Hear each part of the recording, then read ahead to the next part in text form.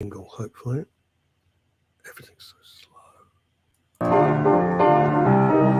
I think you ought to know about men's radio. The place where men and women really speak. Oh man, what a show. It's men's radio. This crazy show is on 3 times a week. Now Russ and Phil are there to help with all your cares. We laugh, we cry, we talk like grown-ups do. But if you're sad and low, it won't cost you no dough. And radio, that's the place for you. With Russ Kane and Phil Dave.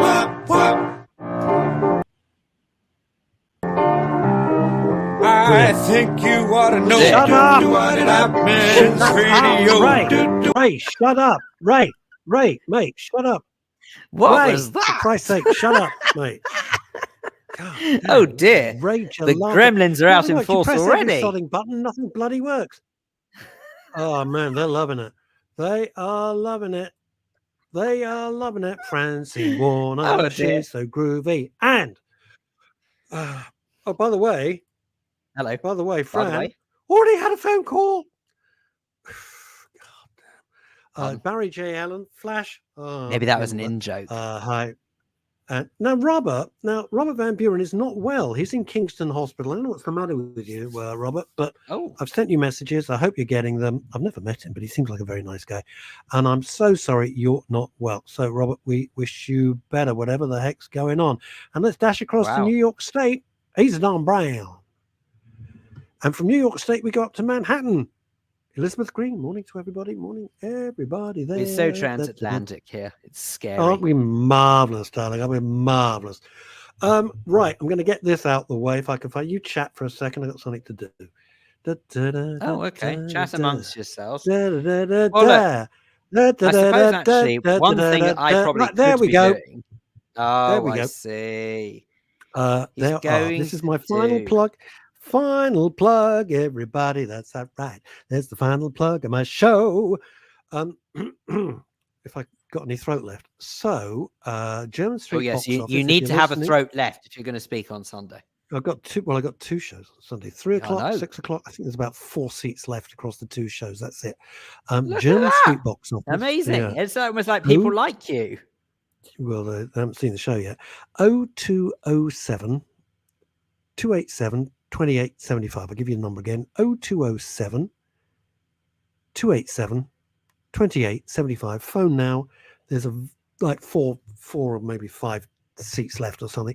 Speak to the box office. They will be open. I think it's a lovely Emily who's on duty today. If it's not the lovely Emily, it's the equally lovely but very scary Penny. And they will be taking your calls. So there you go. German Street Box Office. And there we have it. I look forward, if you're coming on Sunday, I look forward to seeing you. It won't be low key. That's all I'm going to say. Okay, Russell. what you call? Russell, What? What's up? What's up, baby? I'm going on Sunday.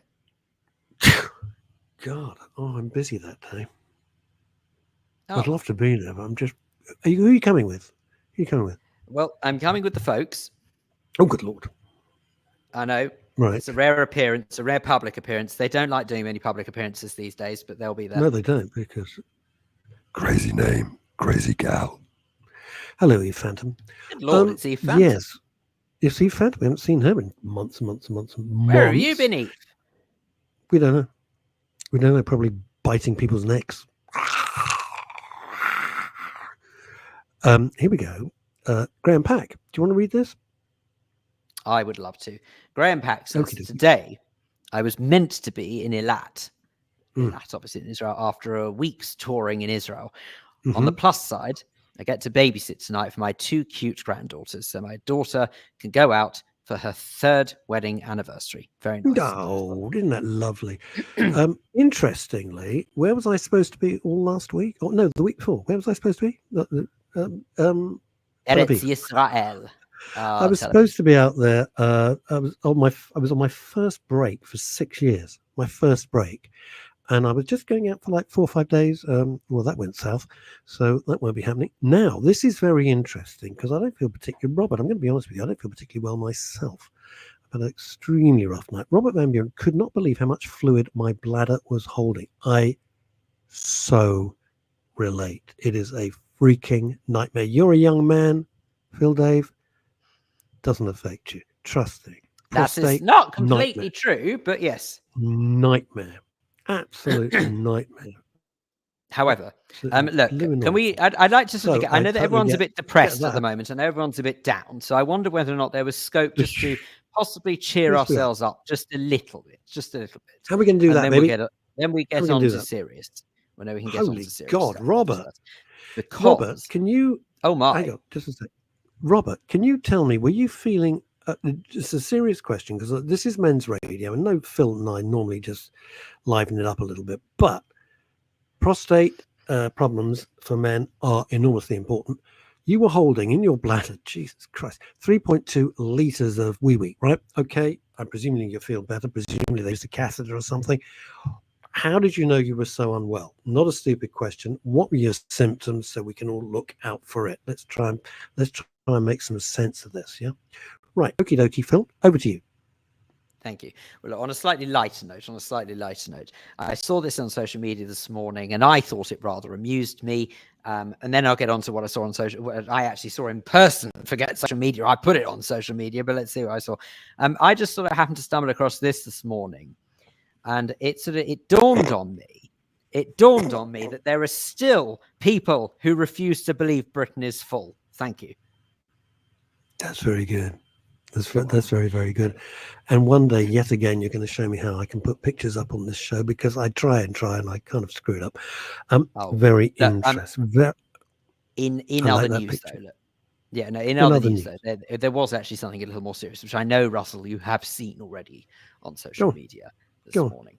But I was taking a little trip to Brent Cross Tube Station this morning, which is I park up in Golders Green and I then walk to Brent Cross Station and then get on the train to go to work from there because it's easier than, where I live.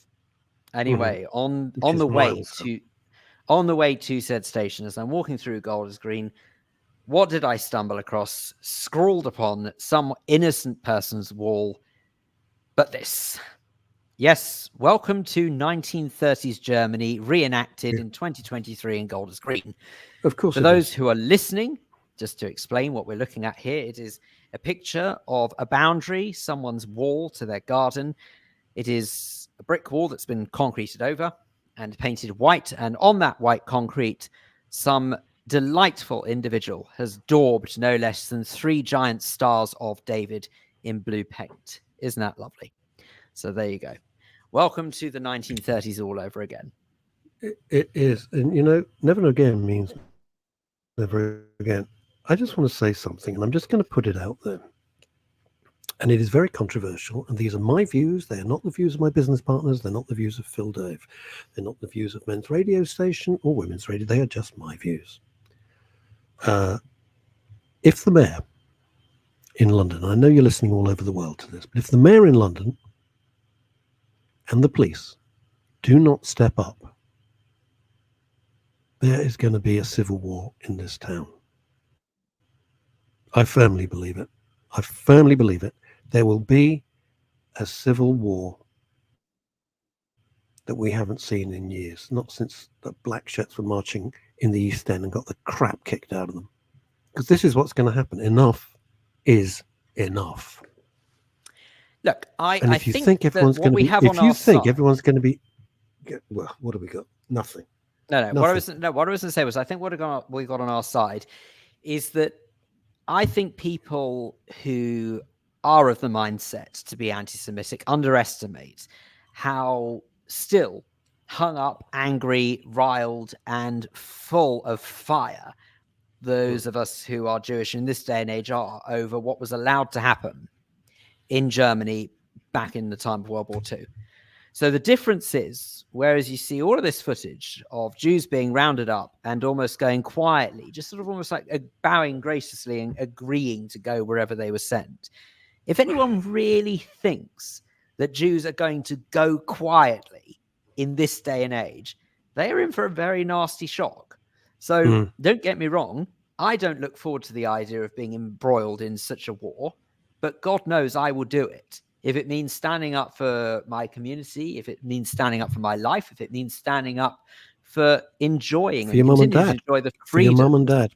Absolutely. Yeah. Continuing to enjoy the freedoms that we take so much for granted in this country, because a minority, and it is so important to remember it is a minority. It is a tiny minority. A minority of cretinous individuals, maybe, but a minority of cretinous individuals are trying to tamper with that freedom. They are trying to say that you must turn against Jewish people because everything that is going on in Israel, which, by the way, half of it is not flipping true, right? Let's be very clear about that. Just keep it to the UK. Well, it's relevant.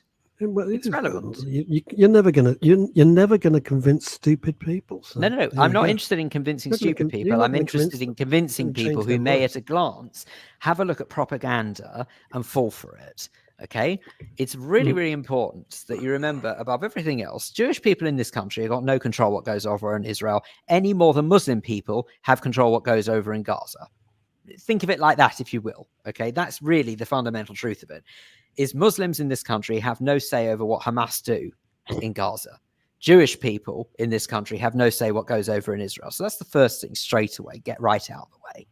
It's nothing to do with it. The number of people, though, who turn around and they say, this is nothing to do with anti-Semitism. It's to do with anti-Zionism. Right. Okay. So let's work out what anti-Zionism is, shall we? Zionism is the belief that Jewish people are entitled to their homeland. Okay, that is what Zionism is, plain and simple. If you are anti-Zionist, you are anti-Jewish people having their homeland. If you are anti-Jewish people having their homeland, and it is, by the way, the only Jewish state in the whole world, let us not forget that, then there's a fairly strong chance that you're anti-Semitic. And why is it? Why is it that if it is only to do with anti-Zionism, that anti-Semitic incidents, I am not exaggerating, look at the CST numbers if you don't believe me, and Metropolitan Police numbers have gone up 1,500% in this country in the last 3 weeks. I couldn't imagine why. Because you look around Londonistan and you know exactly why. I'll come back to this in a second. Fuck them. Let's look at this for a second. This is for Robert Van Buren coming back. I asked the question, what was his symptoms before he rushed off to Kingston Hospital. I started to have pain around my lower back. It spread along my stomach. Yup. Always seemed to be a bit bloated. Yup. People who I was putting on a bit of weight. Yup. And I'm eating loads less. Didn't have any pain when going for a wee. You are a lucky man, Robert, but they got you and it's resolved. I'm going to clearly be out of action pretty damn soon at this rate. Got to tell you, pretty damn soon. Asa Don Brown in New York State, which is not New York City. We are living in such an egregious time. I believe that these times will surely pass. Asa, I don't know, but we must stay strong and keep our heads high. Asa, it's lovely, but they're words. What does that mean? Keep our heads high. No. Some people only understand direct action. That's all they understand. No, don't get me wrong. If there's any consolation, I do believe the times will pass. I think there's going to be an awful lot of stumbling blocks in the way, right? And they may be very unpleasant stumbling blocks, and many people may not be here to tell the tale. But I'm afraid that, it will pass. I'll tell you what scares the crap out of me. You see what's going on at Harvard University. Yeah. Just one example. Harvard University is supposed to be the most intelligent people in America. Jesus Christ. Can you imagine what the most unintelligent people in America are like? That's America's future. That's the future. That is definitely what I think bothers me more than anything, is the way that I could almost accept if it looks like it's coming to an end sometime soon, because the current generation are a bit dumb around the edges, don't understand it, have a bit of a scuffle, and then it's all over. The problem is that you've got successive generations who are being bred to believe this nonsense, and that's the issue. And let me make one other point. All right, and then we'll talk about something else. If these lunatics, which they are, killed every Jew in the world, and that's done, okay, and they turn... Who's next? Tel Aviv into a shithole. Right?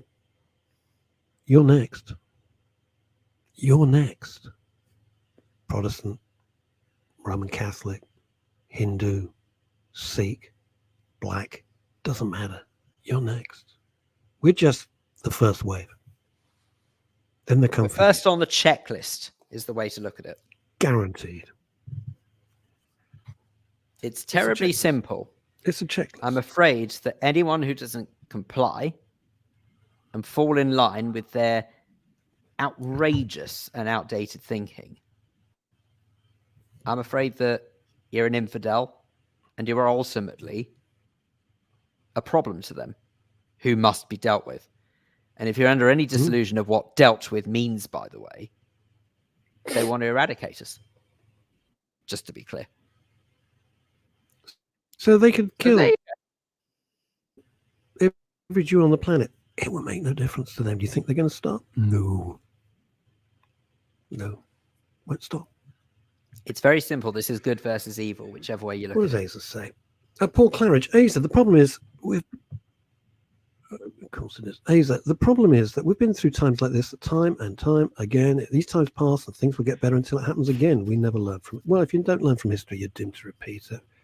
What do we got here? Americans struggle to pinpoint cities in their own country on a map. These university protesters would not be able to mark where Palestine... Well, Palestine isn't on the map, for starters. That's a bit of a problem in itself. There you go. Let's not... you know what? I'm so sick of it. I am sick of it. Things that should happen. Things that should happen. Number one, the BBC should be defunded. Absolutely, the BBC should be defunded. It has not been fit for purpose for decades. And what they put out as news is a disgrace. It should be defunded. And if they want to go on a subscription basis, fine. Join it, don't join it. But it should be defunded. It's not longer fit to be the national broadcasting company. And please don't go on about David Attenborough. That's one show. You know, he doesn't do the one show. Oh God, that's unwatchable, isn't it? Christ. Ghastly program. That's number one. Number two, I thought Cressida Dick was bad until this new guy. Holy God. Holy God. Either do your job as the police or you're going to get other people. It's guaranteed. It's guaranteed. Nature abhors a vacuum. Do the job that you are employed to do. Otherwise, other people will. Number three, how can you let all of this madness take place in the major cities of the UK? Forget the rest of the world for a minute. How can you do that, making people's mental health collapse, and mine is close? Feels much more resilient. I am so angry. How can you let that happen, and yet you go up and arrest a guy who's reading the Bible? He's not shouting, proclaiming through a loud hailer. No. Do you know who they arrested this week as well? A chap who was outspoken enough to start complaining, posting a video on social media about complaining about Palestinian or so-called Palestinian flags being waved all over one of the high streets of London. Yes. So some creshness individual, is it Bethnal Green? There was somewhere around there. Some creshness individual decided to hang a load of so-called Palestinian flags, which, by the way, are actually the Jordanian flag without a dot. Just saying, Jordanian flags all over Bethnal Green area. And when he videoed this and he said, "This is disgusting," he used a few more choice words than I'm going to. "This is disgusting. This is Britain. How dare they do this? This has nothing to do with us. Why are they putting this nonsense up here?" And he got arrested. On basis of what? Not being Muslim, not being woke. He was arrested for inciting racial hatred. Jesus Christ! Have you seen what they've been doing? Look, you know it's lost. You know it's lost. You know it's lost when a convoy of cars draped with God knows what came down to North London from Birmingham, right, with loudspeakers and loud hailers, screaming, "Rape the women, kill them." Was anybody arrested? Nothing. Nothing happened. Now imagine a convoy of cars leaves from London, goes up to Birmingham, and that cesspit, Rotherham, where they allowed grooming gangs for hundreds and hundreds and hundreds of girls Nothing dumb. Nothing dumb. How far do you think it would get up the motorway, Phil? It wouldn't. You see, this is it's brilliant. Well, the truth because is, you can say anything that says that. Oh, you're a racist. You don't like this. You don't like. Jesus Christ! Get a grip. yes, Get but a grip the of truth this. is that it is much easier to nip in the bud the minority of people rather than the majority, and that's what they're doing. Just as simple as. But do you It know is why? pathetic. It's Do you know annoying. what? But you know that's what why? they're doing. Because they're scared. No. Apart from them being pathetic and useless and woke and crap, I'll tell you why they're doing it. Because they're scared. Yes. Because the worst that a Jewish person's going to do is argue with you intellectually.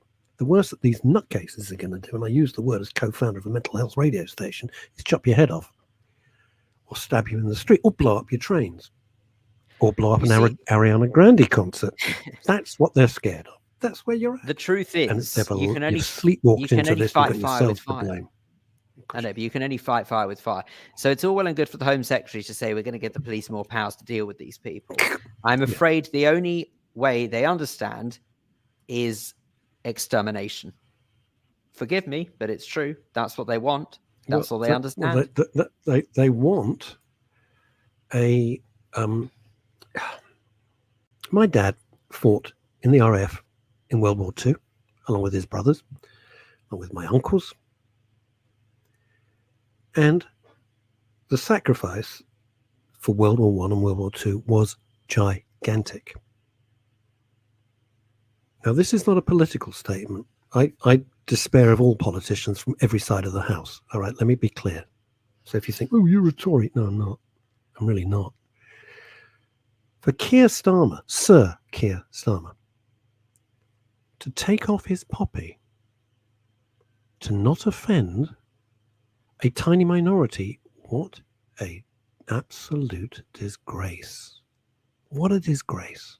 That's the leader. Oh, and the man who took the a knee to an illegal, immoral, Marxist criminal organization. Jeez. You wonder why people, a lot of my friends from all persuasions are saying, well, we're done. Where are we going to go? Well, I wouldn't go to America, even though my son lives in Texas. I wouldn't go there, although they speak kind of a form of English. Where would you go? Where would you go? Let me tell you something. Israel. And they are. Graham, you're right. They're being bussed in. How is that allowed? Anyway, Israel has a secret weapon. And it's not really a great secret. Is it the space laser? But it's very useful as a weapon. Do you know what it is? Jews have nowhere else to go. There's no other Jewish state. So do you really think that they are going to let it go without kicking and screaming all the way? Yeah. Whoever thinks they're going to wipe Israel off the face of the earth has got another thing coming. Oh, they might. They can try. No, I literally promise you it won't happen. It's not possible. They can try. But I'm just so tired. I can't go through social media anymore. God, and you know what? This is what gets me about social media. And we have talked a lot about social media being, in some instances, very detrimental to your mental health, which is the whole basis upon which men's radio and women's radio is built. Mental health and well-being. All right. I have reported people whose photos are swastikas. No, that's fine. I have reported people urging the death of it. No, that's absolutely fine. God forbid you give someone the wrong pronoun. Oh,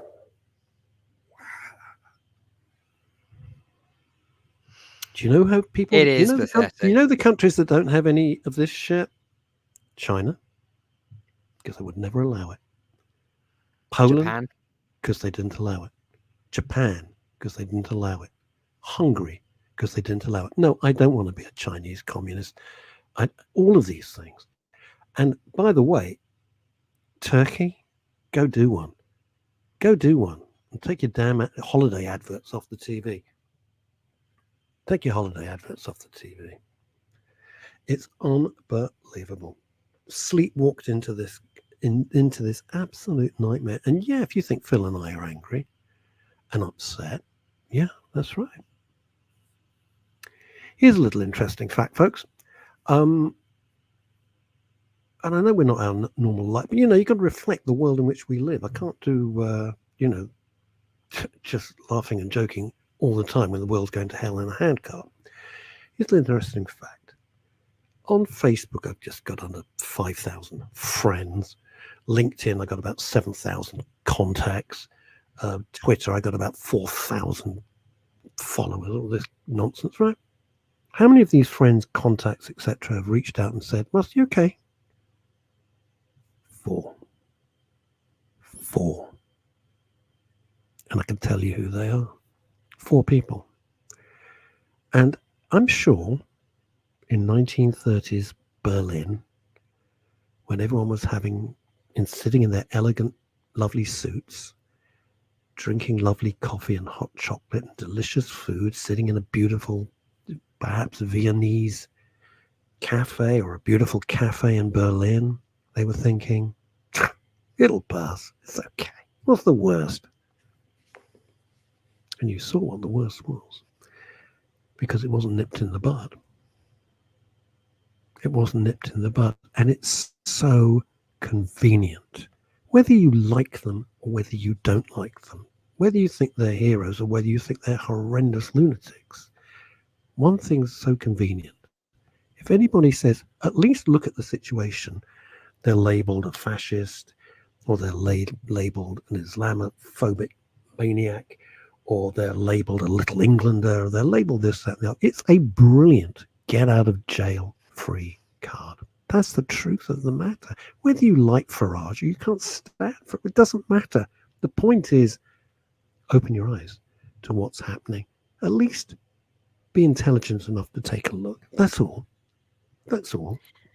Look, the only good thing is, and I don't think this is a good thing because I would never have wanted it to come to this, but I do wholeheartedly believe that we are hurtling towards a time where critical mass has been reached. There are a great number of people who see these protests, these pro-Hamas protests that seem to be taking place now on a weekly basis. It is weekly, yeah, weekly. And people have had enough of it. They take one look and they say, this is not the country that I grew up in. This is not the country that I once felt very safe in, was very proud to be a part of. You've basically come over to this country and you have ruined all that British values stood for. And I wholeheartedly believe that people are getting slowly but very surely sick of it. Well, they are sick of it. Well, they hate us. They hate you. They hate the whole way of life. They hate the way that women are emancipated, but they love our benefit system. Never forget that. Absolute nonsense. It's absolute nonsense. It's just ghastly. Paul Claridge, can I have a shout out for my friend Yarden in Tel Aviv? She's neither Jewish or Muslim. She's Israeli Christian. Yep. Mm. She's terrified of what's happening. What may happen? She's blind. I remember Yarden, yep. Yarden Regal. She's blind, so life is challenging enough without the threat of war or terror hanging over her beloved country. There she's a Christian. I have spoken to Yarden before. She's a very inspirational person. She's a musician, very inspirational musician at that. And then Elizabeth Green in New York says, a friend reached out. Jesus. A friend reached out to tell me a mutual friend is dressed as a Palestinian colours. He's wearing the Italian flag in his tracksuit sleeves. For Christ's sake, the world's gone mad. Did you see the hoo-ha yesterday? The M&S advert? The M&S. Let me just explain that. Well, first of all, they should fire the ad agency because it is such a shit ad. I mean, it's just awful. It's just the people are horrible. The advert's horrible. Put that to one side. So there's an outtake. It's not even in the ad.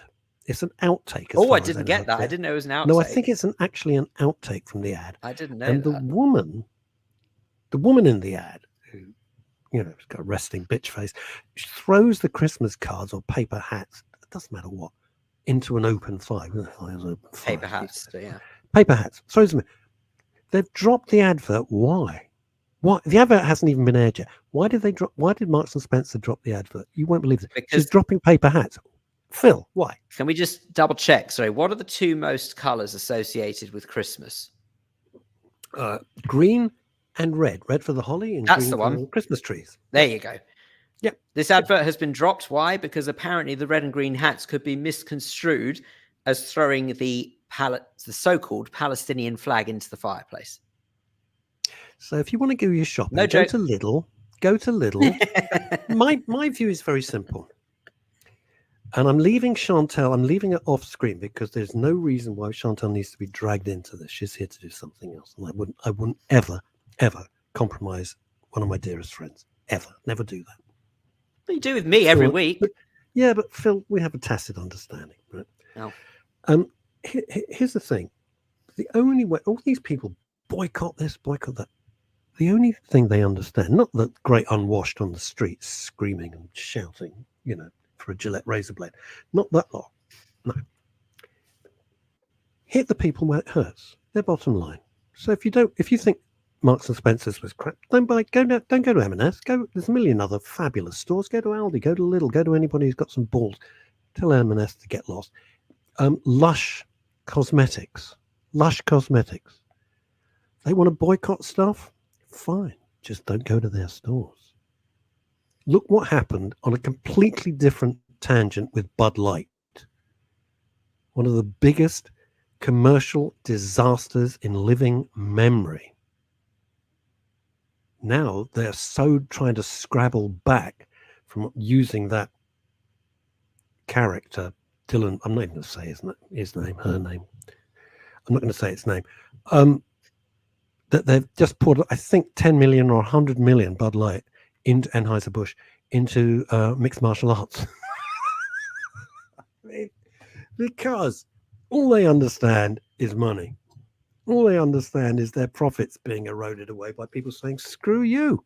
We have a choice. We're not going to buy your shit. You're going to behave like this. Good, sell it. Go, sell it. Although there is one thing I would, as co-founder of Men's Radio, I would like to say this to all our listeners around the world. I would very much like to start a GoFundMe page for Queers for Palestine. That's what I would like. A GoFundMe page. I want to get everybody. I want to send them there. Send them out there. And as you're falling from the top of the high-rise building, enjoy the view. Idiots. The same time. You could get on the same plane with turkeys for Christmas and chickens for KFC. It's exactly the same thing. God, don't you understand the world? You don't understand. You just don't understand. And you're meant to be intelligent. You're as thick as shit.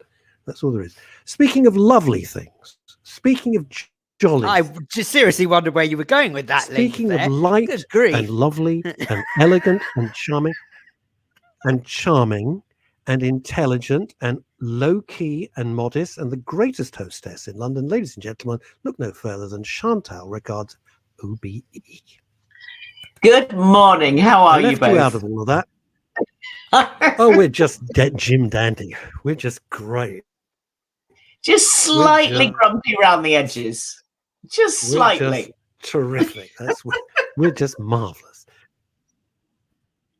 Darling, we're not grumpy. Okay. We're not well, grumpy, darling. We're just not ready to be shoved on a train. That's all.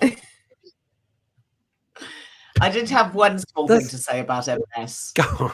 And that advert must have been made in the middle of the summer. So I'm sure there was no intention on the part of Marks and Spencer's to be disrespectful. I don't think so. I think it was, it's the cook-up theory. It's hilarious. I'm sorry, it's hilarious. Well, can I just put it out there to some people who don't know this? M&S was actually one of the first high street brands to start selling what they describe as hijabs. Right? They were one of the first high street brands to do that. So they obviously can't be that anti-Muslim. So I feel as if someone really wants to start picking a fight with them, probably not that one. Yeah. No, I think you're right. I mean, it was picked up on social. It was an outtake. Yeah, it was, and it was picked up on social media. By people saying, "Oh, do those colours signify?" It's a bit close to the flag. And I think there's a lot of sensitivity around it. There's also oversensitivity. But anyway, apologies have been made all round, lots of egg on face, and we won't be seeing that social media post again. Do you know, I actually believe one of the worst things they could do was apologise. Yes, so do I. The worst things. Yes, and I tell you for why. Yeah, they should have just said by apologising. Ridiculous. By apologising, it gives credence. By apologising, it sort of legitimises this nonsense view that an advert you rightly identify as made in the middle of summer somehow preempted the situation we find ourselves in now and went out their way to be offensive towards them. You only apologize if you do something wrong. If you apologize because people think you've done something wrong, that's a very dangerous business, in my humble opinion. Yeah. No, fair enough. But they did specifically say that it was unintentional. So, absolutely. And that's, I would have thought above everything else, the most important thing to note here. If they would have said, do you know what, we realize it was in poor taste now. We're very sorry. We didn't mean to offend, but we realize now that we shouldn't have done that. Yeah, maybe. But for goodness sake, it clearly wasn't the intention. But anyway, never mind. No. Anyway, well, there we are. Anyway, onwards and upwards. Should we focus on lighter things, shall we? Indeed. Now, we're not allowed to say, are we? We're not allowed to say what we saw on Monday. Or we can say we saw it, but we can't comment on it. Is that correct? Well, we can say we saw it, and we can say that we may or may not review it in November or January, depending on which film it was. Okay. It was the, I mean, you can't remember. It was the Saltburn. Oh, it was Saltburn, you're right. Yeah. Yeah, we went to see Which Saltburn. hasn't come out yet. I think it comes out in 2 or 3 weeks, Saltburn. January 1. I think it comes out January 1. Right. We're not allowed to talk about it because otherwise I'll upset Chantal, because Chantal is the BAFTA member, and the rule is one can't give a review until it's been officially reviewed. Can you explain this? Because this is it's not a joke, it's serious. When I got home afterwards, then I looked at all the reviews. I'm not going to say they were good, bad, or indifferent. Yeah. But there are reviews out there, so it's until it's officially released. Is that the rule? Those people are probably not BAFTA members. So reviews can go out. So how will they have seen it? Oh, because they will have gone to press screenings, but in theory, my BAFTA vote makes me an influential person, and I shouldn't be trying to skew how other people vote for the BAFTAs. So in my capacity for you as a film and television reviewer, I should not be imparting that information until the film is out there and everybody can sort of say what they want. Makes sense. That's the idea. That's the idea. Absolutely got it, because I do not want to. I don't want in any way to compromise you. In the Grand Pack, are you ready for this? Was it a wildlife film? No, by chance, Graham, Chantal and I were actually in the right venue, lovely Mayfair Hotel on Stratton Street.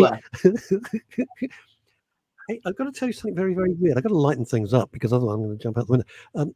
You know, we came out of the Mayfair Hotel and you had to go off because you had a Zoom call. You had a Zoom call, and it on the top of a bus. It's only you can, and I was jumping on the tube, right? And I said, "Oh look, there's Langhams." And we had a little chat about Langhams. I said I'd never been. Guess where I was invited to lunch the very next day? Well, how bizarre is that? McDonald's. Is that weird or what? Wow. Yes. Yeah. Yes, that was it. Subway, Spudulica. Yes, and do you know what? It was absolutely heaving. Thank goodness I was a guest. Whoa, boy! But it was very nice. It was lovely, but heaving. Absolutely rammed. Ram. I haven't been for years. Very, Maybe I'll go and try. Well, don't forget your friends. Yeah, well, exactly. Next time on the way back from our next screen. Next time, it's one of those places. I got to lighten the thing. It's one of those places. You go through the menu. I'll give you a little clue, right? The wines, God knows. I was with a very charming guy called Brian Berg, who I've known for many, many years. He was head of Universal and produces so many shows and produces so many films. You know Brian Berg. In fact, we talked about you. I said, do the show and everything. Lovely guy. I haven't seen him in years. He saw us so much. Came all the way up from the coast, which was charming. That was my one venture out before my throat packed up. Anyway, you go through the wine list, and it ain't cheap. But you got to be careful when some of the wines are. You're holding onto your hat. £5,500 a bottle. Oh wow! £5,500 a bottle. I'm like, I'm busy looking for Mateus Rosé, Black Tower. Does it buy one get one half price at least? Oh yeah. It's the sort of place Phil would go, hey, we're having a good time. Another bottle, please. Right. Excuse me, right. I'd only do that if I wasn't paying. Yeah, precisely. If you weren't paying, yes. Chantal, I want to thank you profusely for your recommendation of Bodies. I may have thanked you last week. I'm thanking you again this week. Absolutely bonkersly brilliant. Thank you for that. I really enjoyed it. And thank you again for another recommendation. I write them down and then I go and binge watch it. It's called Dear Child, which is a German with subtitles. Oh, I thought my heart was going to come through my chest in the final episode, the denouement. I could feel I could slamming there. God damn. Yeah, it's thank you for those. Quite a scary one. Scary good. Well, I'm glad you enjoyed it. Really good.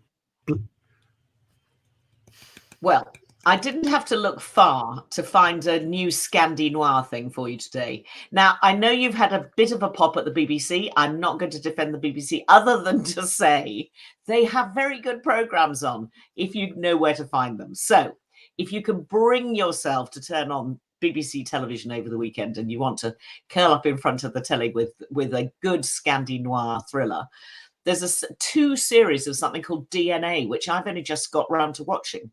So clearly it's been around for 2 years because the second season has just come out. I've heard of it. I just don't know what it is.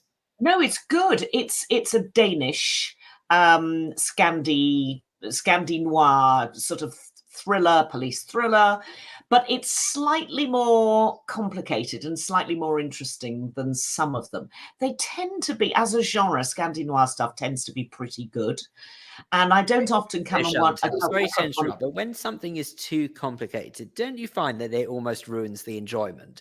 I find it really hard to concentrate. I want to sit down personally, and I want to watch something, and I don't want to necessarily use an overwhelming amount of brain power that I don't already have in the first place to enjoy it. And it's just something frustrating to think that if one has to then really concentrate to make sure you don't miss a detail throughout. I don't know, somehow it slightly ruins it for me. No, I have to say I tend to agree, but it's also dependent upon how tired I am, because if I'm really tired, I want something incredibly straightforward. And if I'm not particularly tired, then I don't mind having my brain pushed a bit further. But this sort of falls between the two, but it's good, it's well done. There's a copper called Rolf Larsen, who works for the Danish police. He bizarrely has to take his young baby with him to go and investigate a missing child in Poland. So he gets the ferry over to Poland and his own child goes missing in what they think is a tragic accident of the pushchair rolling down the side of the boat and the baby falling over the side. Wow. So that's how it sort of starts. So you get his personal backstory. You know he's a broken man. You know his child has disappeared. But he still has to investigate this story that is happening in Poland. And that's where one character comes in who's slightly strange. And I will say I'm not entirely sure very well cast. But in fact, I've written down here Dodgy Nuns and Charlotte Rampling as my aide-memoire, which not things that you'd normally... You had me at Charlotte Rampling. You had me there. Well, Charlotte Rampling turns up as a French policewoman in both series. Lovely. Now, I'm not overly convinced, mainly because she's probably not really the right age to be a working police officer anymore. But she is still very striking on television. She's a very interesting actress. She puts a lot into her performance. There's, quite a lot going on underneath. Anyway, she is part of this ensemble cast. And it's worth going. It's worth spending time with. So there are 14 episodes in total. So there are 2 series on BBC. BBC 2 series. Okay, yes. Yeah. It's the same character, good secondary characters. The first series is all about missing children, and I'll say no more, but Polish nuns come into it. And then the second series is about Romanian migrants and body parts. And I won't go any further than that. But actually, if you want a nice, fairly gritty series to watch, then it's called DNA, and it's on BBC4 or the BBC iPlayer. And there are a whole 14 episodes there to just enjoy. So we're going out on a limb with this one. Yeah, Chantal, with the missing limbs and the dodgy nuns and everything, how are the big musical Sorry, numbers? I meant no Are arm. they good? Yeah, well, Phil, you give comments like you haven't got a leg to stand on. For God's sake. I almost had you stumped there. Yay! Right. Come on. You two carry on. No. Do you Or know? you could do you know lend a something? hand. This is pathetic. This is a little reflection of my mental health at the moment. I'm being absolutely serious. It is so fractured with everything that's going on and stuff going on in my life. I'm relaxing at night by watching old cartoons of the Justice League. I know you think, what's happened to Russ? I'm watching old cartoons of the Justice League. Okay. Well, and something else which I found really, really interesting. I know it's not for you. Nobody else is going to do it. I just like it. It's just helps me chill out. No, actually, can I tell you why I think that is, Russ? Russ, because I think you've raised a really important point here. Because I'm an idiot. Actually don't. No, I believe that there are many of us who use familiar television as a barometer to sort of take us back to a time that we knew and preferred. Absolutely. Yeah. Because I think in some weird way, that's actually what I'm doing at the moment. I've sort of made it no hidden secret that one of the reasons I recently signed up again to Disney Plus is I'm currently working my way through all the episodes of the Golden Girls. And I have to tell you, it takes me back. You can laugh, but it takes me back to a very happy time. No, it's great. I do laugh at the Golden Girls. I think it's brilliant. Yeah. And Scarlet Red is saying, yeah, absolutely. I'll tell you something that really floored me. There's a lot. I watch a lot of YouTube channels, long form, not people falling off motorbikes, but long form YouTube stuff. And there's a guy called Mr. Ballen, Ballen, Mr. Ballen, and he just sits. He's a young guy, and he's American. Yeah. And he just sits and he tells tales of the mysterious, weird, and odd. Mr. Ballen, Ballen. No, I've written it down. Just talking.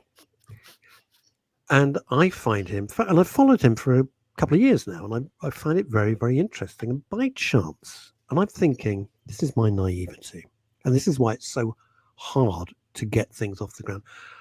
He was a former Navy SEAL, did one tour of duty, left, came back, and then starts doing these things.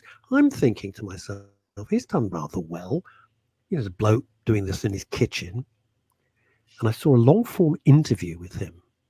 He has 37 permanent staff. 37 permanent staff to produce these videos. And I was and the interviewer was going, what? And I'm thinking, yeah. And all the guy does is do the work. He doesn't do anything else. 37 staff. And I'm thinking, now you know, ladies and gentlemen, all over the world, why it's so hard to get a mental health well-being radio station, 2 of them, off the ground. Because we got 2 staff. Well, 1 + 1. But really, we got the head of production and someone else 1 day a week. That's it. And this one guy just telling stories once a week has 37 staff. So I just want to put the parameters of the reality of life. Anyway, there we are. I'm done. That's amazing. Yeah. Good. Well, I'm glad. I'm going to check them out over the weekend. Yeah. But I'm also going to give you some Froth and Bubble to watch, which might be more sort of just a silly bit of nonsense. Julian Fellows, if you like Downton Abbey, and most people did because it was at the top of the rating forever, Julian Fellows, Lord Fellows, we know, is a writer of note. And he brought out last year his follow-up to Downton Abbey, which is something called The Gilded Age, which is on Sky. You'll have to go around and watch it with a friend, Russ. Season 2. Find one first. We can come round to my house and watch it. My plan works. Genius. But season 2 has just come out, and it is about the Golden Age. It's called the Golden Age. It's called the Gilded Age, and it is about the Gilded Age, the Golden Age, in New York, 1870 to 1900. It was superb. The first series was fantastic. Yeah. First series was very good. 2 main characters that you'll know, and the other characters are less well known as television performers. But Christine Baranski, who we all adore, and Cynthia Nixon, who was in Sex and the City, if you remember the redhead in Sex and the City.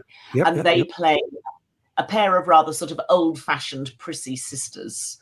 You've also got the Astor family. Mrs. Astor is a rather old, posh American, and then the big story is the arrival of new money from trade. So you've got a family called the Russells, who are the industrialists, who are in there building the biggest houses in New York and putting on the biggest parties, and there's this clash of the old and the new money coming together. Anyway, it's all sort of fairly obvious stuff, but it's sort of lovely. And if you like Julian Fellowes, you will love this as much as you loved Downton. I think it's as good as Downton. I agree. I do, because it's his attention to detail. Yeah, the clothes are spectacular, but that's a bit of a girl's thing. The women's clothes are really extraordinary. But it is fun, and it's worth following up with. And there's always a little bit something like that, where you've alluded, the clothes look great, the sets look great. Obviously, all the accoutrements that they're surrounded with has to be perfect. What does that cost an episode if you were producing? Oh my what sort of money? I mean, big bucks, right? Well, costume drama is the most expensive type of drama, really. You need a lot of money spending on sets and, blocking out the background and moving around from place to place to place to get the best shots. How much would that have cost? Probably 7 figures an episode, I would think. Do you know, the other thing as well you need to consider is that when they try and do external shots, they often use existing buildings because it's often cheaper than trying to rebuild them and recreate them. Yep. But they often try and use existing buildings. They then have to siphon off sections of road to make it happen. So they have to pay a small fortune to the council to divert traffic and put everything in place for that. And then, not to mention, they actually have to redress those roads. So the standards that we expect now on the roads in terms of double red lines everywhere, in terms of traffic lights and things like that, all have to be carefully and systematically removed and replaced with what was relevant to the time. Yeah. And those are much more difficult and expensive to do than just, say, hire Blenheim Palace and film everything inside, which, of course, is feasible, but still pretty costly. But those exterior scenes are the most difficult to pull off and very costly. Anything with sort of movement and light and big pictures, as it were, that's expensive. Anyway, it's the same team. Gareth Neame, who's behind it, grandson of the famous Ronnie Neame, the film producer from all those years ago, who originally and Julian Fellowes as the executive producer and writer. And it's just good froth and bubble. And if that's what you like, it delivers. So it's the season 2 is out, called The Gilded Age, and go back to season 1. Don't start at season 2. It won't make sense. Go back to season 1 and join in the fun. How lovely. Lovely. Yes.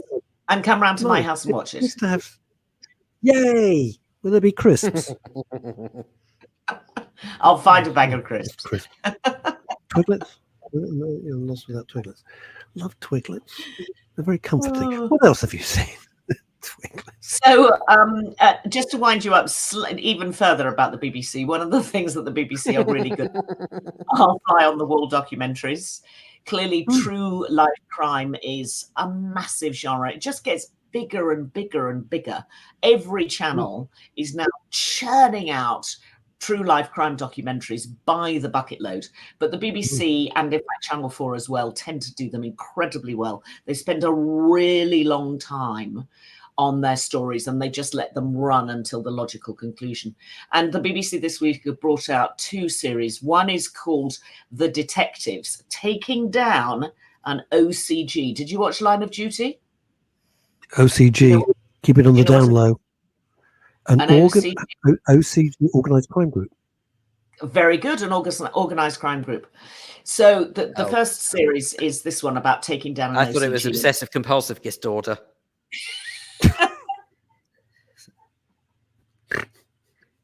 No, it's not. Anyway, you need to watch it. It's the true story of bringing down a crime group called the Adam Crime Group in Rochdale. And it was sparked by a horrible axing of a young man who'd stepped in to break up a fight, who was a young teenager who was a tree surgeon and who happened to be in the street when rival gangs got together, and then there were people everywhere, and this young man stepped in to protect an elderly lady and very sadly was axed by somebody else. I won't continue with his story because it's been in the press this week. It's raised issues which you need to follow and be full of empathy and all those good things when you read about it. Did they think the tree surgeon was the mistake, Chantal? They thought the tree surgeon was from Special Branch. Oh, no. Good Lord. And you have the audacity.